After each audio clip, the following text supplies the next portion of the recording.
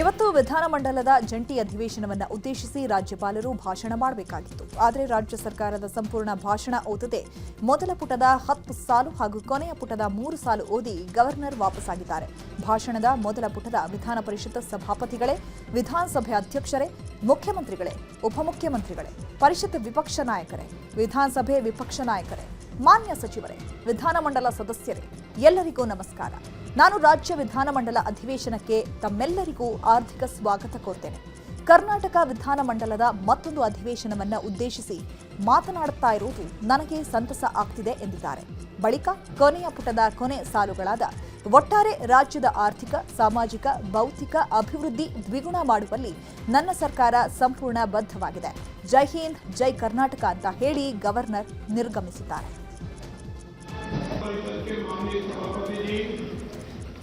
विधानसभा के माननीय अध्यक्ष जी, माननीय मुख्यमंत्री जी, माननीय उपमुख्यमंत्री जी, विधान परिषद के सम्माननीय नेता प्रतिपक्ष, विधानसभा के माननीय नेता प्रतिपक्ष और माननीय मंत्रीगण एवं कर्नाटक विधानमंडल के सम्माननीय सदस्यगण, ಎಲ್ಲರಿಗೂ नमस्कार। मैं राज्य विधानमंडल के संयुक्त अधिवेशन में आप सभी का हार्दिक स्वागत करता हूं। मुझे कर्नाटक विधानमंडल के एक और संयुक्त सत्र को संबोधित करते हुए हर्ष की अनुभूति हो रही है। कुल मिलाकर राज्य की आर्थिक, सामाजिक और भौतिक विकास की गति 2 गुना करने के लिए मेरी सरकार पूरी तरह प्रतिबद्ध है। जय हिंद, जय कर्नाटक।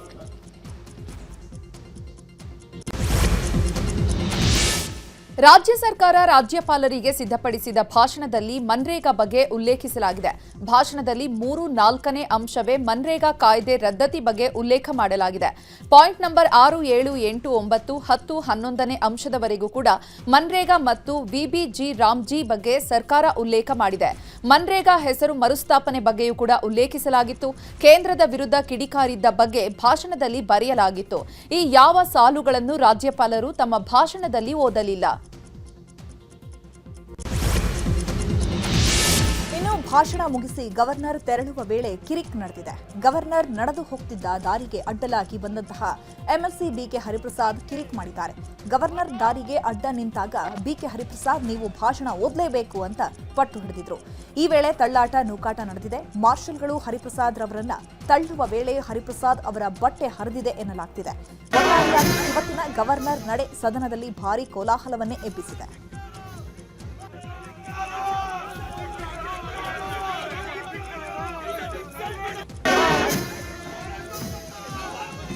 ಇನ್ನು ಇದೇ ವಿಚಾರವಾಗಿ ಮಾತನಾಡಿದ ಪರಿಷತ್ ಸದಸ್ಯ ಬಿಕೆ ಹರಿಪ್ರಸಾದ್ ಗವರ್ನರ್ ವಿರುದ್ಧ ಕಿಡಿಕಾರಿದರು.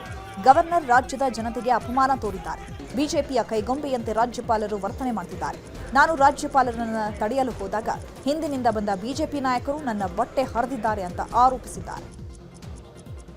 ಇವತ್ತು ಮಾಡಿರ್ತಕ್ಕಂಥ ಗವರ್ನರ್ ರಾಜ್ಯಪಾಲರು ಮಾಡಿದ್ದಾರೆ ಏನು ಅಂತ ಹೇಳಿದ್ರೆ, ನಾಗ್ಪುರ್ ಯೂನಿವರ್ಸಿಟಿಯಿಂದ ಬಂದಿರತಕ್ಕಂಥ 2 ಅಕ್ಷರವನ್ನ ಓದಿ ಇಡೀ ಕರ್ನಾಟಕ ರಾಜ್ಯದ ಜನತೆಗೆ ಅಪಮಾನ ಮಾಡಿದ್ದಾರೆ. ಅದರಲ್ಲಿ ನಾವು ಪ್ರತಿಭಟನೆ ಮಾಡೋ ಸಂದರ್ಭದಲ್ಲಿ ಭಾರತೀಯ ಜನತಾ ಪಾರ್ಟಿಯ ಕೆಲವು ಶಾಸಕರು ನನ್ನ ಬಟ್ಟೆಯನ್ನ ಹಿಂದೆಯಿಂದ ಹರಿದಿದ್ದಾರೆ. ಮುಂದೆ ಬರ್ಲಿಕ್ಕೆ ಯಾರಿಗೂ ಧೈರ್ಯ ಇಲ್ಲ. ಅವ್ರಿಗೆ ರಣಹೇಡಿಗಳು. ಇವತ್ತು ಮಾಡಿರ್ತಕ್ಕಂಥ ಗವರ್ನರ್ ರಾಜ್ಯಪಾಲರು ಮಾಡಿದ್ದಾರೆ ಏನು ಅಂತ ಹೇಳಿದ್ರೆ, ನಾಗ್ಪುರ್ ಗವರ್ನರ್ ನಡೆಗೆ ಸಿಎಂ ಸಿದ್ದರಾಮಯ್ಯ ಆಕ್ರೋಶ ವ್ಯಕ್ತಪಡಿಸಿದ್ದಾರೆ. ವಿಧಾನಸೌಧದ ಬಳಿ ಮಾತನಾಡಿದ ಸಿಎಂ ಸಿದ್ದರಾಮಯ್ಯ, ಆರ್ಟಿಕಲ್ 163 ಮತ್ತು 163(1) ಉಲ್ಲಂಘನೆಯಾಗಿದೆ. ನರೇಗಾ ಹೆಸರು ಬದಲಾವಣೆ ಮಾಡಿದ್ದಾರೆ. ಜಿ ರಾಮ್ಜಿ ಹೆಸರಿಗೆ ನಮ್ಮ ವಿರೋಧ ಇದೆ. ಇತ್ತ ಗವರ್ನರ್ ಕೇವಲ 1 ಪ್ಯಾರವನ್ನಷ್ಟೇ ಓದಿ ಸಂವಿಧಾನ ಉಲ್ಲಂಘಿಸಿದ್ದಾರೆ. ಕೇಂದ್ರ ಸರ್ಕಾರದ ಪರವಾಗಿ ಗವರ್ನರ್ ನಡೆದುಕೊಂಡಿದ್ದಾರೆ ಅಂತ ಸಿಎಂ ಹೇಳಿದರು. ಕ್ಯಾಬಿನೆಟ್ ತಯಾರು ಮಾಡಿದಂತ ಭಾಷಣವನ್ನು ಓದ್ದೇನೆ ಅವರೇ ತಯಾರು ಮಾಡಿದಂಥ 1 ಪ್ಯಾರ ಭಾಷಣವನ್ನು ಓದಿ ಸಂವಿಧಾನದ ವಿಧಿಗಳಿಗೆ ವಿರೋಧ ಮಾಡಿದ್ದಾರೆ, ಉಲ್ಲಂಘನೆ ಮಾಡಿದ್ದಾರೆ. 176, 163 ಇಟ್ಸ್ ವೆರಿ ಕ್ಲಿಯರ್. ಈ ಶಲ್ ರಾಜ್ಯ ERC shall read the speech prepared by the cabinet of the government. ಇದು ಇರ್ತಕ್ಕಂಥ ವಾಸ್ತವ ಪರಿಸ್ಥಿತಿ. ಇದು ಸಂವಿಧಾನದ ಉಲ್ಲಂಘನೆ ಆಗಿದೆ. ನಮ್ಮ ಸರ್ಕಾರ ಪ್ರತಿಭಟನೆ ಮಾಡ್ತದೆ.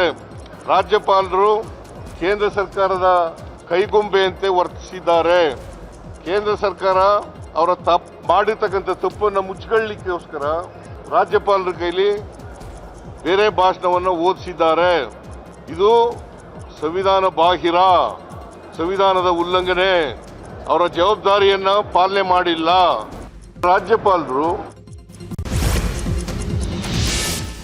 ಸರ್ಕಾರದ ಭಾಷಣ ಓದದ ಗವರ್ನರ್ ಗೆಹ್ಲೋಟ್ ವಿರುದ್ಧ ಕಾಂಗ್ರೆಸ್ ನಾಯಕರು ಕಿಡಿಕಾರಿದ್ದಾರೆ. ಗವರ್ನರ್ ಗೆಹ್ಲೋಟ್ ಕೇಂದ್ರ ಸರ್ಕಾರದ ಕೈಗೊಂಬೆಯಾಗಿದ್ದಾರೆ. ಗವರ್ನರ್ ಕರ್ನಾಟಕ ಬಿಟ್ಟು ಹೋಗಬೇಕು. ಆರ್ಟಿಕಲ್ 363ಗೆ ಅಪಮಾನ ಆಗಿದೆ. ಬಿಜೆಪಿ ಕರ್ನಾಟಕದ ಜನತೆಗೆ, ಕನ್ನಡಿಗರಿಗೆ ಅಪಮಾನ ಮಾಡಿದೆ ಅಂತ ಕಾಂಗ್ರೆಸ್ ನಾಯಕರು ಆರೋಪಿಸಿದ್ದಾರೆ. ಇದೇ ವಿಚಾರವಾಗಿ ಶಾಸಕ ಕೋನರೆಡ್ಡಿ, ಪ್ರದೀಪ್ ಈಶ್ವರ್, ಎಂಎಲ್ಸಿ ರವಿ, ಶಾಸಕ ಸಂಗಮೇಶ್ ಸೇರಿದಂತೆ ಹಲವರು ಮಾತನಾಡಿದ್ದಾರೆ. ಇಂಥ ವ್ಯವಸ್ಥೆಯನ್ನು ಖಂಡಿಸ್ತೇವೆ. ರಾಜ್ಯಪಾಲರು ಸಂವಿಧಾನಬದ್ಧವಾಗಿ ನಡ್ಕೋಬೇಕು. ಇಲ್ಲಿಂದ ಖಾಲಿ ಮಾಡಬೇಕು. ಇದು ಕರ್ನಾಟಕ ಕನ್ನಡಿಗರ ಹಕ್ಕು ನಮ್ದು. ಇವರು ಓದ್ಸಕ್ ಕರ್ಕೊಂಡ್ಬಂದು ನಾವೆಲ್ಲ ರಾಜ್ಯ ಸರ್ಕಾರ ವ್ಯವಸ್ಥೆ ಇದ್ದಾಗ ಇವರು ರಾಜಭವನಕ್ಕೆ ಹೆಸರು ಬದಲಿ ಮಾಡುದು, ಶಿಕ್ಷಕ ಕಾಯ್ದೆ ಮಾಡುದು, ಮಹಾತ್ಮ ಗಾಂಧಿ ಯೋಜನೆನ ಜಾರಿ ಮಾಡ್ತಕ್ಕ ವಿರೋಧ ಮಾಡ್ತಕ್ಕಂಥದ್ದು, ಇದನ್ನ ಯಾರು ನಾವು ಸಹಿಸಕ್ಕಾಗಲ್ಲ. ಗವರ್ನರ್ ಅವರು ಸಂವಿಧಾನಕ್ಕೆ ಅವಮಾನ ಮಾಡಿದ್ದಾರೆ. ಆರ್ಟಿಕಲ್ 163ನ ಅವಮಾನ ಮಾಡಿದ್ದಾರೆ. ಆರ್ಟಿಕಲ್ 163 ಕೌನ್ಸಿಲ್ ಆಫ್ ಮಿನಿಸ್ಟರ್ಸ್ ಏನ್ ತೀರ್ಮಾನ ತಗೊಂತಾರೋ ಅದು ಫಾಲೋ ಮಾಡೋದು ಗವರ್ನರ್ ವಿಚಾರ.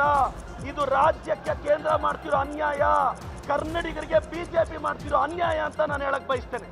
ನಾನು ಕೂಡ ಅದೇ ಮಾತನ್ನ ಪುನರಾವರ್ತನೆ ಮಾಡ್ತಾ ಇದ್ದೀನಿ. ಇವತ್ತು ಗವರ್ನರ್ ಅವರ ಮುಖೇನ ಕೇಂದ್ರ ಸರ್ಕಾರ, ವಿಶೇಷವಾಗಿ ನರೇಂದ್ರ ಮೋದಿ ಅವರ ಸರ್ಕಾರ, ಬಿಜೆಪಿ ಸರ್ಕಾರ ಕನ್ನಡಿಗರಿಗೆ ಅವಮಾನ ಮಾಡಿದೆ. ಕನ್ನಡಿಗರ ನಿರಂತರವಾಗಿ ಮಲತಾಯಿ ಧೋರಣೆಯನ್ನು ನಾವು ಎದುರಿಸ್ತಾ ಬಂದಿದ್ದೀವಿ. ನೋಡಿ, ಒಂದು ರಾಜ್ಯಪಾಲರು ಈ ನಮ್ಮ ದಕ್ಷಿಣ ಭಾರತದಲ್ಲಿರುವಂಥ ಇವತ್ತು ಬೇರೆ ಬೇರೆ ಪಕ್ಷಗಳಿದ್ದಾವೆ ಹದ್ದು ಮಿಕ್ಸುವಂಥ ಅದನ್ನು ಇವತ್ತು ಕಡೆಗಾಣಿಸುವಂಥ ರೀತಿಯಲ್ಲಿ ರಾಜ್ಯಪಾಲರ ಧೋರಣೆ ಇದೆ. ಆದರೆ ಇವ್ರು ಬಂದು ಎರಡು ಮಾತು ಹೇಳಿ ಹೋಗೋದಂಥದ್ದು ಭಾಳ ಖಂಡನೆ ಆಗುತ್ತೆ. ನಿಜವಾಗ್ಲೂ ಇದು ಕೇಂದ್ರದ ಕೈಗೊಂಬೆ ಆಗಿರುವಂಥ ರಾಜ್ಯಪಾಲರು ಬಿಜೆಪಿ ಏಜೆಂಟ್ ಆಗಿಬಿಟ್ಟಿದ್ದಾರೆ. ಹಾಗಾಗಿ ಸರ್ಕಾರ ಏನೇ ಕೊಟ್ಟರು ಅದು ಓದಬೇಕು. ಅವರು ಓದಿ ಎಲ್ಲ ಮಾರ್ಗದರ್ಶನ ಮಾಡಬೇಕು. ಅದ್ಬಿಟ್ಟು ಬಿಜೆಪಿ ಕೈಗೊಂಬೆಯಾಗಿ ನಡ್ಕೊಳ್ತಾ ಇದೆ. ಇದನ್ನು ಖಂಡಿಸ್ತೀವಿ. ನಮ್ಮ ಮುಖ್ಯಮಂತ್ರಿಗಳು ಡಿ.ಕೆ. ಇತ್ತ ಬಿಜೆಪಿ ನಾಯಕರು ಗವರ್ನರ್ ನಡೆಯನ್ನ ಸಮರ್ಥಿಸಿಕೊಂಡಿದ್ದಾರೆ. ಗವರ್ನರ್ ಗೆಹ್ಲೋಟ್ ನಡವಳಿಕೆ ಸರಿಯಾಗೇ ಇದೆ. ಗವರ್ನರ್ ರಾಜ್ಯಕ್ಕೆ ಅಪಮಾನ ಮಾಡಿಲ್ಲ ಅಂತ ಬಿಜೆಪಿ ನಾಯಕರು ಹೇಳಿದ್ದಾರೆ. ಬಿಜೆಪಿ ರಾಜ್ಯಾಧ್ಯಕ್ಷ ವಿಜಯೇಂದ್ರ ಮಾತನಾಡಿ, ಕಾಂಗ್ರೆಸ್ ಪ್ರಜಾಪ್ರಭುತ್ವದ ಕಗ್ಗೊಲೆ ಮಾಡಿದೆ. ತನ್ನ ವೈಫಲ್ಯವನ್ನು ಮುಚ್ಚಿ ಹಾಕಲು ಕಾಂಗ್ರೆಸ್ ದ್ವೇಷ ರಾಜಕಾರಣ ಮಾಡಲು ಸದನವನ್ನ ಬಳಸಿಕೊಂಡಿದೆ ಅಂತ ಆರೋಪಿಸಿದ್ರು. ಇತ್ತ ವಿಪಕ್ಷ ನಾಯಕ ಅಶೋಕ್ ಕೂಡ ಮಾತನಾಡಿ, ಕರಾಳ ರೀತಿಯಲ್ಲಿ ಈ ಅಧಿವೇಶನವನ್ನ ಕಾಂಗ್ರೆಸ್ ನಡೆಸಿದೆ. ರಾಜ್ಯಪಾಲರು ಸಂವಿಧಾನದ ರೀತಿಯಲ್ಲಿ ಕೆಲಸ ಮಾಡಿದ್ದಾರೆ ಅಂತ ಹೇಳಿದ್ರು. ಇದೇ ವಿಚಾರವಾಗಿ ಸುನೀಲ್ ಕುಮಾರ್, ಮಾಜಿ ಸಚಿವ ಗೋವಿಂದ ಕಾರಜೋಳ ಪ್ರತಿಕ್ರಿಯೆ ನೀಡಿದ್ದಾರೆ. ಇವತ್ತು ಕಾಂಗ್ರೆಸ್ ಸರ್ಕಾರ 140 ಶಾಸಕರಿದೆ, 140 ಶಾಸಕರ ಬೆಂಬಲ ಇದೆ ಅಂಥೇಳಿ ಒಂದು ರೀತಿ ದಬ್ಬಾಳಿಕೆ ಮಾಡುವಂಥ ಕೆಲಸ ಮಾಡ್ತಾ ಇದ್ದಾರೆ. ಆದರೆ ರಾಜ್ಯದ ಜನ ಎಲ್ಲವನ್ನೂ ಕೂಡ ಗಮನಿಸ್ತಾ ಇದ್ದಾರೆ. ನಿಮ್ಮ ನಡವಳಿಕೆ ಸರಿ ಮಾಡ್ಕೊಳ್ಳದೆ ಹೋದರೆ, ಈ ಕಾಂಗ್ರೆಸ್ ಸರ್ಕಾರ ತನ್ನ ನಡವಳಿಕೆಯನ್ನು ಸರಿ ಮಾಡ್ಕೊಳ್ಳದೆ ಹೋದರೆ ಏನು ಒಕ್ಕೂಟದ ವ್ಯವಸ್ಥೆಗೆ ಇವತ್ತು ಕಲ್ಲಾಕುವಂಥ ಕೆಲಸವನ್ನು ಮಾಡಕ್ಕೆ ಹೊರಟಿದ್ದಾರೆ.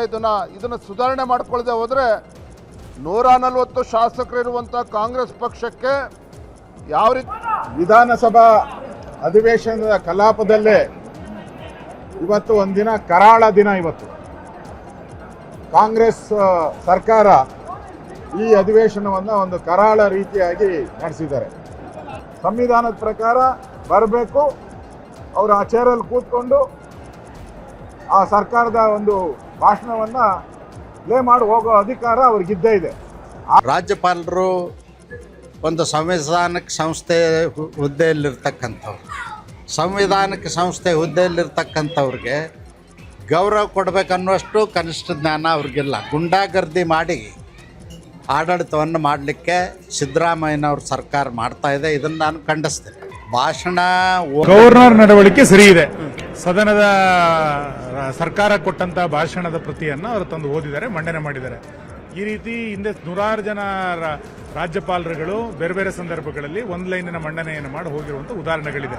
ಹಾಗಾಗಿ ಭಾಷಣದ ಮಂಡನೆಯನ್ನು ಅವ್ರು ಮಾಡಿದರೆ ತಪ್ಪಿಲ್ಲ. ಆದರೆ ಸದನದ ನಿಯಮಗಳು ಏನು ಹೇಳುತ್ತೆ ಅಂತ ಕೇಳಿದರೆ, ರಾಜ್ಯಪಾಲರ ಭಾಷಣಕ್ಕಿಂತ ಮುಂಚೆ, ಭಾಷಣದ ಸಂದರ್ಭದಲ್ಲಿ ಅಥವಾ ಭಾಷಣದ ನಂತರ ಯಾವುದೇ ಸದಸ್ಯರು ಅನುಚಿತ ವರ್ತನೆಗಳನ್ನು ಮಾಡುವಂಗಿಲ್ಲ, ಘೋಷಣೆ ಕೂಗುವಂಗಿಲ್ಲ, ಭಾಷಣ ಮಾಡುವಂಗಿಲ್ಲ, ರಾಜ್ಯಪಾಲರಿಗೆ ಅವಮಾನ ಮಾಡೋ ರೀತಿಯಲ್ಲಿ ಯಾವುದೇ ನಡವಳಿಕೆಗಳನ್ನು ಮಾಡುವಂಗಿಲ್ಲ ಅಂತೇಳಿ ಸದನದ ನಿಯಮಾವಳಿಗಳು ಹೇಳುತ್ತೆ. ಇವತ್ತು ಸದನದ ನಿಯಮಾವಳಿಗಳನ್ನು ಇನ್ನು ಗವರ್ನರ್ ಭಾಷಣದ ವೇಳೆ ಗಲಾಟೆ ನಡೆದಿರೋ ವಿಚಾರವಾಗಿ ಕೇಂದ್ರ ಸಚಿವ ಎಚ್.ಡಿ. ಕುಮಾರಸ್ವಾಮಿ ಪ್ರತಿಕ್ರಿಯೆ ನೀಡಿದ್ದಾರೆ. ಬೆಂಗಳೂರಲ್ಲಿ ಮಾತನಾಡಿದ ಅವರು, ರಾಜ್ಯ ಸರ್ಕಾರ ತನ್ನ ತಪ್ಪುಗಳನ್ನು ಮುಚ್ಚಿಡಲು ಮುಂದಾಗಿದೆ. ರಾಜ್ಯ ಸರ್ಕಾರ ಜನರ ದಾರಿ ತಪ್ಪಿಸಲು ಯತ್ನಿಸ್ತಾ ಇದೆ.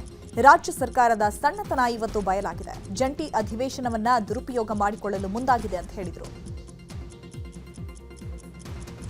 ನಡವಳಿಕೆಗಳು ರಾಜ್ಯ ಸರ್ಕಾರ ಅವರ ಹಲವಾರು ನ್ಯೂನತೆಗಳನ್ನು ಮುಚ್ಕೊಳ್ಳಿಕ್ಕೋಸ್ಕರವಾಗಿ ಅವರ ವೈಫಲ್ಯಗಳನ್ನು ಜನಗಳಿಂದ ದಾರಿ ತಪ್ಪಿಸ್ತಕ್ಕಂಥದ್ದಕ್ಕೆ ಇವತ್ತಿನ ಒಂದು ಜಂಟಿ ಸದನದ ಅಧಿವೇಶನ ಏನಾಗಬೇಕಾಗಿತ್ತು, ಈ ಸರ್ಕಾರದ ಸಣ್ಣತನದ ನಡವಳಿಕೆಗಳಿಂದ ಇವತ್ತು ಇಂಥ ಒಂದು ಪ್ರಕರಣ ಕರ್ನಾಟಕದಲ್ಲಿ ಮೊದಲನೇ ಬಾರಿಗೆ ಆಗಿದೆ. ಪದೇ ಪದೇ ಬೀದಿನಲ್ಲಿ ಚರ್ಚೆ ಮಾಡ್ತಂಥ ವಿಷಯಗಳನ್ನು ಈ ಸರ್ಕಾರದ ಮಂತ್ರಿಗಳು, ಮುಖ್ಯಮಂತ್ರಿಯಿಂದ ಸಮೇತ ಇವತ್ತು ಅದನ್ನು ರಾಜ್ಯಪಾಲರ ಮುಖಾಂತರ ವಿಧಾನಸಭೆಯಲ್ಲಿ ಹೇಳಿಸಬೇಕು ಜಂಟಿ ಅಧಿವೇಶನದಲ್ಲಿ ಅಂತೇನು ಹೊರಟರು. ಇನ್ನು ಇದೇ ವಿಚಾರವಾಗಿ ನಿಖಿಲ್ ಕುಮಾರಸ್ವಾಮಿ ಕೂಡ ಪ್ರತಿಕ್ರಿಯೆ ನೀಡಿದ್ದು, ರಾಜ್ಯಪಾಲರಿಗೆ ಅವರದೇ ಆದ ಘನತೆ ಇದೆ. ಕಲಾಪ ನಡೆಯುವ ಸ್ಥಳವನ್ನ ದೇವಾಲಯ ಅಂತ ಪೂಜಿಸ್ತೇವೆ. ಅಲ್ಲಿ ಆದ ಮಾತುಗಳ ಬಗ್ಗೆ ಚರ್ಚೆ ನಡೆಯುತ್ತೆ. ಇದನ್ನ ರಾಜ್ಯ ಸರ್ಕಾರ ಅರ್ಥ ಮಾಡ್ಕೊಳ್ಬೇಕು ಅಂತ ಹೇಳಿದ್ರು. ಹೊತ್ತ ರಾಜ್ಯಪಾಲರಿಗೆ ಅವರ ಸ್ಥಾನದ ಒಂದು ಘನತೆ ಇದೆ. ಈ ರೀತಿ ರಾಜ್ಯಪಾಲರ ಕೈಲಿ ಏನೇನೋ ಮನಸ್ಸಿಗೆ ಬಂದಂತೆ ಬರ್ಕೊಟ್ಟು ಓದಿಸಿ ಮತ್ತೆ ಅವ್ರನ್ನ ಮುಜುಗರಕ್ಕೆ ಈಡು ಮಾಡ್ತಕ್ಕಂಥ ಒಂದು ಸನ್ನಿವೇಶ ಇವತ್ತು ಈ ರಾಜ್ಯ ಸರ್ಕಾರ ಘನತೆ ಹೊತ್ತ ರಾಜ್ಯಪಾಲರನ್ನ ಒಂದು ಅವಮಾನ ಮಾಡ್ತಕ್ಕಂಥ ನಿಟ್ಟಿನಲ್ಲಿ ಮಾಡಿರ್ತಕ್ಕಂಥದ್ದು. ದಯಮಾಡಿ ಇಂಥ ಉದಾಹರಣೆಗಳು ಸಾಕಷ್ಟಿದೆ. ಕಾಂಗ್ರೆಸ್ ಸರ್ಕಾರ ಇದ್ದಾಗ ಕೇಂದ್ರದಲ್ಲಿ, ರಾಜ್ಯದಲ್ಲೂ ಕಾಂಗ್ರೆಸ್ ಸರ್ಕಾರ ಇದ್ದಾಗ ಸಾಕಷ್ಟು ಉದಾಹರಣೆಗಳಿದೆ ಇವೆಲ್ಲ. ಆದರೆ ಇವೆಲ್ಲವನ್ನು ಬಿಟ್ಟು ಯಾವುದ್ಯಾವುದೋ ಸಣ್ಣ ವಿಚಾರದಲ್ಲಿ ಬೆಂಗಳೂರಿಗೆ ಕೇಂದ್ರ ಸಚಿವ ಶಿವರಾಜ್ ಸಿಂಗ್ ಚೌಹಾಣ್ ಆಗಮಿಸಿದ್ದಾರೆ. ಚೌಹಾಣ್ ಅವರನ್ನ ವಿಪಕ್ಷ ನಾಯಕರಾದ ಆರ್ ಅಶೋಕ್, ಛಲವಾದಿ ನಾರಾಯಣಸ್ವಾಮಿ ಸ್ವಾಗತಿಸಿದರು. ಬಳಿಕ ಕೇಂದ್ರ ಸರ್ಕಾರದ ವಿಬಿಜಿ ರಾಮ್ಜಿ ಯೋಜನೆ ಕುರಿತು ಶಿವರಾಜ್ ಸಿಂಗ್ ಚೌಹಾಣ್ ಮತ್ತು ಕೇಂದ್ರ ಸಚಿವ ಎಚ್.ಡಿ. ಕುಮಾರಸ್ವಾಮಿ ಜಂಟಿ ಸುದ್ದಿಗೋಷ್ಠಿ ನಡೆಸಿದರು. ಕಾಂಗ್ರೆಸ್ನಲ್ಲಿ ಕುರ್ಚಿ ಕಚ್ಚಾಟವನ್ನ ಪ್ರಸ್ತಾಪಿಸಿ ಚೌಹಾಣ್ ಕಾಲೆಳೆದ್ರು. ಕಾಂಗ್ರೆಸ್ ಸರ್ಕಾರದಲ್ಲಿ ಎರಡೆರಡು ಸ್ಟೇರಿಂಗ್ಗಳಿದೆ, ಆದರೆ ಇಂಜಿನ್ ಕಾಣೆಯಾಗಿದೆ. ಹೀಗಾಗಿ ಸಿದ್ದರಾಮಯ್ಯ ಅವರಿಗೆ ವಿಬಿಜಿ ರಾಮ್ಜಿಯಲ್ಲಿ ಕೆಲಸದ ಗ್ಯಾರಂಟಿ ಕೊಟ್ಟಿರೋದು ಅರ್ಥ ಆಗ್ತಾ ಇಲ್ಲ ಅಂತ ಕೌಂಟರ್ ಕೊಟ್ಟಿದ್ದಾರೆ.